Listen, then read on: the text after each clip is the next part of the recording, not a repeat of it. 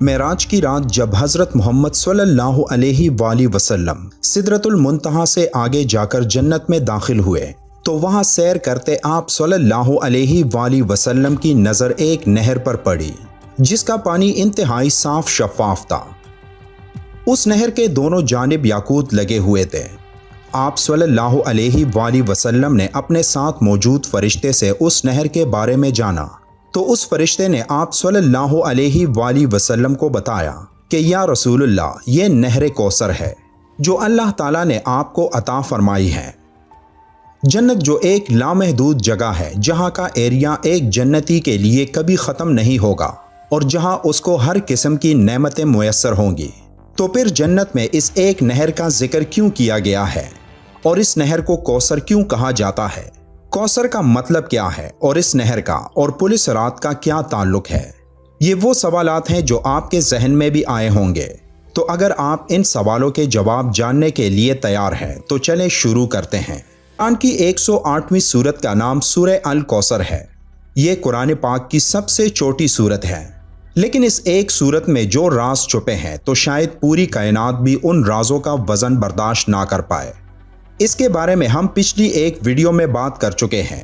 تو اگر آپ نے وہ ویڈیو نہیں دیکھی تو اسے ضرور دیکھیں، جس کا لنک ویڈیو کے اینڈ سکرین میں اور ڈسکرپشن میں موجود ہوگا۔ آج کی ویڈیو میں ہم کوثر کے اصل معنی جاننے کی کوشش کریں گے۔ حضرت ابو عبیدہ رضی اللہ تعالیٰ عنہ کا بیان ہے کہ میں نے حضرت عائشہ رضی اللہ تعالیٰ عنہ سے سورہ کوثر کے بارے میں پوچھا تو انہوں نے فرمایا، کوثر ایک نہر ہے جو حضور صلی اللہ علیہ وآلہ وسلم کو عطا کی جائے گی۔ اس کے دونوں کناروں پر خولدار موتی ہوں گے اور نہر کے جام آسمان کے ستاروں کی تعداد کے برابر ہوں گے۔ شیعہ عقیدے کے مطابق کوثر حضرت فاطمہ رضی اللہ تعالیٰ عنہ کا نام ہے، جبکہ کچھ لوگوں کا ماننا ہے کہ کوثر سے مراد کثرت ہے، جبکہ ایک عقیدے کے مطابق کوثر جنت میں پانی کی ایک نہر ہے، اور یہ عقیدہ درست ہے کیونکہ احادیث مبارکہ میں کوثر کی تعریف میں اسے ایک نہر کہا گیا ہے جو جنت میں بہہ رہی ہے، اور اسے کوثر کہنے کی وجہ وہ کثرت ہے جو اس نہر کے پانی کے ساتھ مل جاتا ہے۔ اب اس بات کا مطلب ہمیں آپ صلی اللہ علیہ وآلہ وسلم کی ایک حدیث سے واضح ہو جاتا ہے، جس میں آپ صلی اللہ علیہ وآلہ وسلم نے فرمایا کہ روز قیامت میں تمہاری کثرت کی وجہ سے دوسری امتوں پر فخر کروں گا۔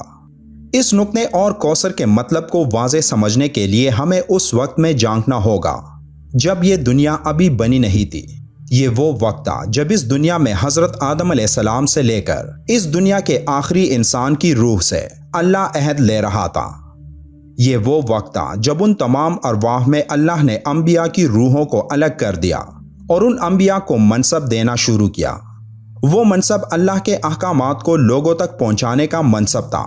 لیکن تب اللہ نے ان کو یہ چوائس بھی دی کہ کون سا نبی کتنے لوگوں کی ذمہ داری اٹھا سکتا ہے کہ وہ اتنے لوگوں کو اکٹھا کر سکے۔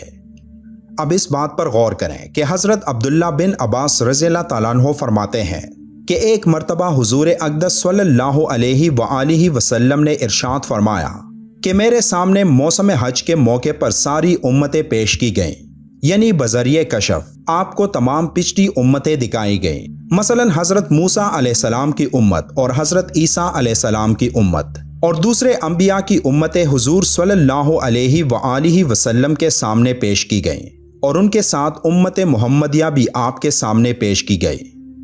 آپ صلی اللہ علیہ وآلہ وسلم نے فرمایا تو مجھے اپنی امت کی تعداد جو کہ بہت بڑی تھی اس کو دیکھ کر میرا دل بہت خوش ہوا، اس لیے کہ دوسرے انبیاء کی امتوں کی تعداد اتنی زیادہ نہیں تھی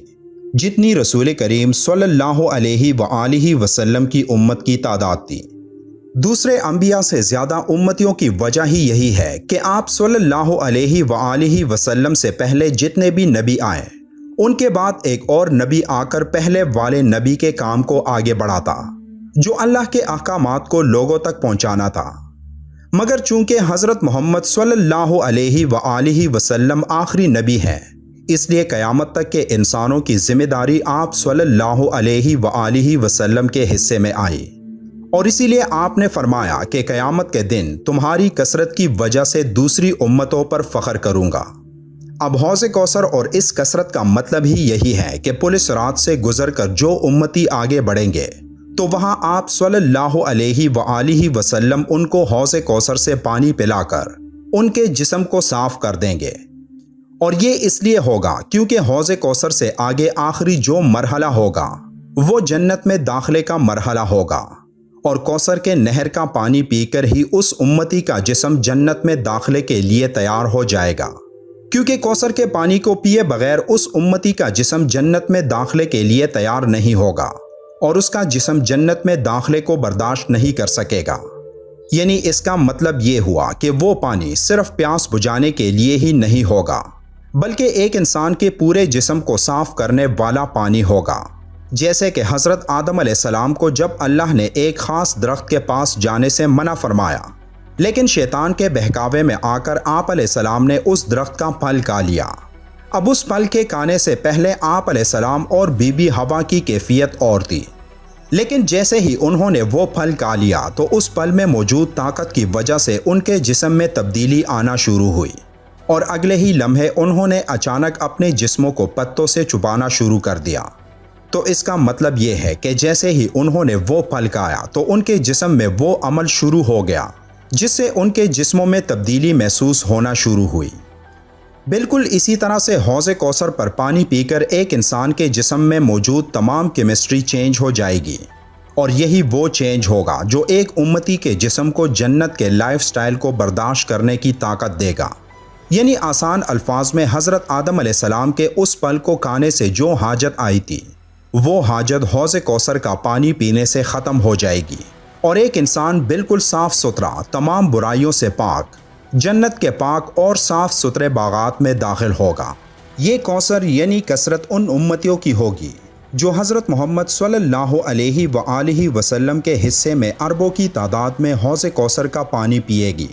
اور قرآن میں سورہ کوثر کا نزول اس وقت ہوا تھا جس وقت حضور اکرم صلی اللہ علیہ وآلہ وسلم کے بیٹے حضرت قاسم رضی اللہ تعالیٰ عنہ کا بچپن میں انتقال ہوا، تو کفار مکہ خاص کر عاص بن وائل آپ کو ابتر کہہ کر طعنہ دینے لگے۔ ابتر کا مطلب جس کی نسل آگے نہ چلے، یعنی جس کا کوئی لڑکا نہ ہو۔ اس پر اللہ تعالیٰ نے اپنے حبیب کے اطمینان کے لیے یہ صورت نازل فرمائی کہ آپ کو تو اللہ تعالیٰ نے ایک ایسی عظیم نعمت سے نوازا ہے جو کسی نبی یا رسول کو بھی نہیں عطا کی گئی، یعنی حوض کوثر۔ آپ کا نام لینے والے اور آپ کے دین پر عمل کرنے والے بے شمار لوگ ہوں گے۔ ابتر تو تمہارا دشمن ہے جس کا نام لینے والا بھی کوئی نہیں ہوگا۔ چنانچہ ایسا ہی ہوا کہ آپ صلی اللہ علیہ وآلہ وسلم کی قیمتی زندگی کا ایک ایک لمحہ کتابوں میں محفوظ ہے، اور آپ کی ایک ایک سنت آج تک زندہ ہے۔ آپ کا نام لینے والے اور آپ کی سنتوں پر مر مٹنے والے بے شمار لوگ دنیا میں موجود ہیں، اور طعنہ دینے والوں کو کوئی جانتا بھی نہیں، اور اگر کوئی تذکرہ بھی کرتا ہے تو صرف برائی کے ساتھ۔